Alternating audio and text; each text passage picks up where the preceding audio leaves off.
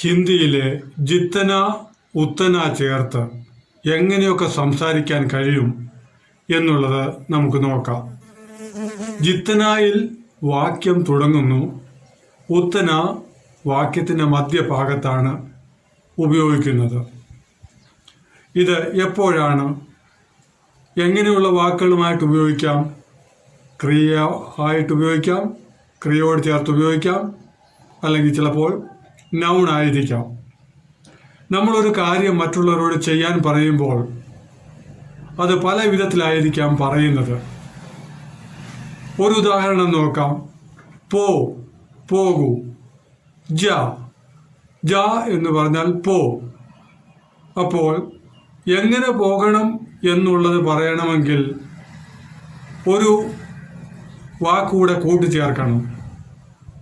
ജൽദി ജാ. അപ്പോൾ ജൽദി എന്ന് പറഞ്ഞാൽ പെട്ടെന്ന് പോ, അല്ലെങ്കിൽ പതുക്കെ പോ, ധീരെ ജാ. അപ്പോൾ നമ്മൾ പോകുന്നതായ, അല്ലെങ്കിൽ നമ്മൾ മറ്റുള്ളവരോട് പറയുകയാണ് വേഗത്തിൽ പോ, അല്ലെങ്കിൽ വേഗം കുറഞ്ഞു പോ. അപ്പോൾ ഈ രീതിയിൽ സംസാരിക്കുമ്പോൾ ജിത്തന ഉത്തന ചേർത്ത് സംസാരിക്കുവാനായിട്ട് കഴിയും. അപ്പോൾ അവിടെ ക്രിയയാണ് ഉപയോഗിക്കുന്നത്. അതുപോലെ ഒരാൾക്ക് കുറച്ച് സാധനങ്ങൾ വേണം, അത് നമ്മളോട് ചോദിക്കുന്നു. അപ്പോൾ നമ്മൾ അതിൽ കൂടുതൽ എടുത്തുകൊണ്ട് വന്നിട്ട് എത്ര വേണമെങ്കിലും എടുത്തോളൂ എന്ന് പറയും. അപ്പോൾ ആ രീതിയിലും ജിത്തന ഉത്തന ഉപയോഗിക്കാം. അപ്പോൾ എത്ര എളുപ്പത്തിൽ പോകാൻ പറ്റും പോ, അല്ലെങ്കിൽ എത്ര വേണമെങ്കിലും എടുത്തോ, ഈ രീതിയിലൊക്കെ പറയുമ്പോൾ ഹിന്ദിയിലെ ജിത്തന ഉത്തന ചേർത്ത് പറയാം. വീട്ടിൽ നിന്ന് ഒരാൾക്ക് എങ്ങോട്ടെങ്കിലും പോകണം, പ്ലെയിനിലോ ട്രെയിനിലോ ഒക്കെ ആയിരിക്കാം പോകുന്നത്. അപ്പോൾ അതിനുള്ള തയ്യാറെടുപ്പുകൾ നടന്നുകൊണ്ടിരിക്കുകയാണ്. അപ്പോൾ ഒരാൾ മൊബൈൽ നോക്കിയപ്പോൾ വണ്ടി വരാറായി, സമയത്തിനാണ്, ലേറ്റ് ഒന്നുമില്ല, അല്ലെങ്കിൽ എത്തിച്ചേരേണ്ടതായ സമയമായി. അപ്പോൾ പറയുകയാണ് എത്രയും പെട്ടെന്ന് പോ, എത്രത്തോളം പെട്ടെന്ന് പോകാൻ കഴിയുമോ അത്രത്തോളം പെട്ടെന്ന് പോ. അപ്പോൾ ആ രീതിയിലാണ് ഹിന്ദിയിൽ ജിത്തന ജൽദി ജാ സകെ ഉത്തന ജൽദി ജാവോ. ജിത്തന ജൽദി ഹോ സക്താ ഹൈ ഉത്തന ജൽദി ജാവോ. അപ്പോൾ ഇവിടെ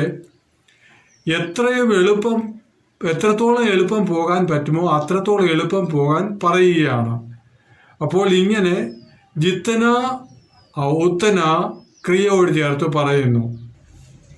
ജിത്തന ജൽദി ജാ സക്താ ഹൈ ഉത്തന ജൽദി ജാവോ. ഇത് ജൽദിക്ക് വേണ്ടി മാത്രമല്ല, ധീരെ ചേർത്തും പറയാം.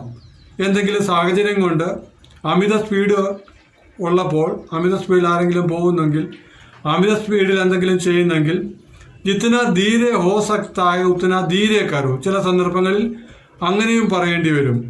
എത്രത്തോളം പതുക്കെ പോകാൻ പറ്റുമോ അല്ലെങ്കിൽ വരാൻ പറ്റുമോ അത്രത്തോളം പതുക്കെ വരാ, ഇങ്ങനെയുള്ള ക്രിയകൾ ചേർത്ത് പറയാനായിട്ട് പറ്റും.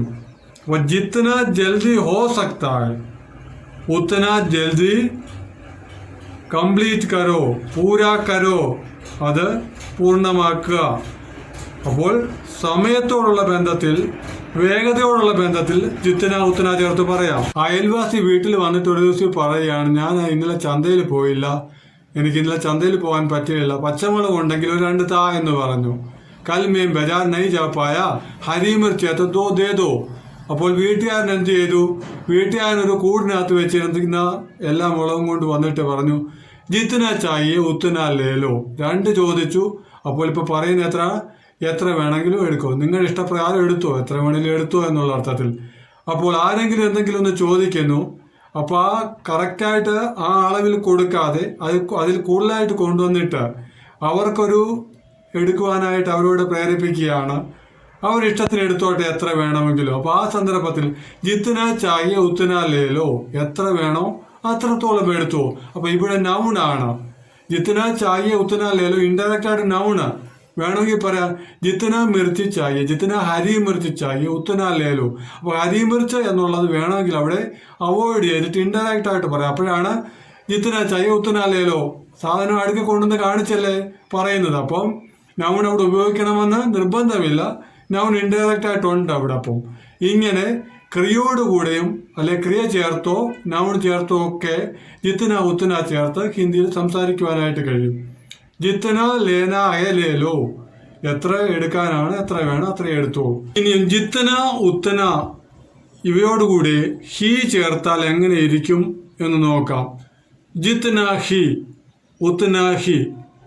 ചിലപ്പോഴൊക്കെ നമ്മൾ കേട്ടിട്ടില്ലേ, ചില പേരൻസൊക്കെ ചില അനുസരിക്കാത്ത പിള്ളേരോട് പറയാറുണ്ട്, എത്ര പറഞ്ഞാലും ഇതിനൊരു വിശേഷവുമില്ല എന്നുള്ള അർത്ഥത്തിൽ. അപ്പം ആ രീതിയിൽ പറയുന്നത് പോലെ പറയാം.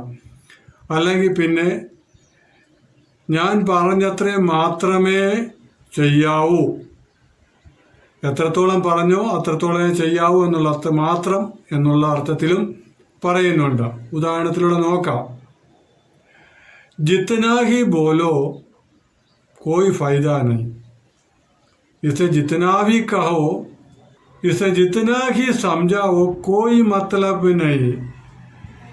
എത്ര പറഞ്ഞാലും അല്ലെങ്കിൽ എത്ര മനസ്സിലാക്കാൻ ശ്രമിച്ചാലും മനസ്സിലാക്കത്തില്ല എന്നുള്ള അർത്ഥത്തിൽ പറയുമ്പോൾ ജിത്തനാ ഹി ബോലോ കോയി ഫൈദ നഹി, പ്രയോജനമൊന്നുമില്ല, എത്ര പറഞ്ഞാലും പ്രയോജനമൊന്നുമില്ല എന്ന് ചിലരൊക്കെ ചില മക്കളോടോ അല്ലെ താഴെ ജോലി ചെയ്യുന്ന ആൾക്കാരോടൊക്കെ പറയുന്നത് നമ്മൾ കേട്ടിട്ടില്ലേ. അപ്പോൾ ജിത്തനാഹി ബോല ഉത്തനാഹി കർണായ, അത് ഉത്തനാഹി എന്ന് പറയുമ്പോൾ അത്രയും മാത്രം, എത്രമാത്രം ചെയ്യാൻ പറഞ്ഞു അത്രയും മാത്രമേ ചെയ്യാവൂ, അധികം ചെയ്യരുത് എന്നുള്ള അർത്ഥത്തിൽ പറയുമ്പോൾ ഉത്തനാഹി. അപ്പോൾ ജിത്തനാഹി ഉണ്ട്, ഉത്തനാഹിയും ഉണ്ട്. ജിത്തനാഹി എത്ര പറഞ്ഞിട്ടും, ഉത്തനാഹി അത്രമാത്രം. ഇങ്ങനെ ഹിന്ദിയിലെ ജിത്തന ഉത്തന, ജിത്തനാഹി ഉത്തനാഹി ചേർത്ത് നമുക്ക് സംസാരിക്കുവാനായിട്ട് കഴിയും.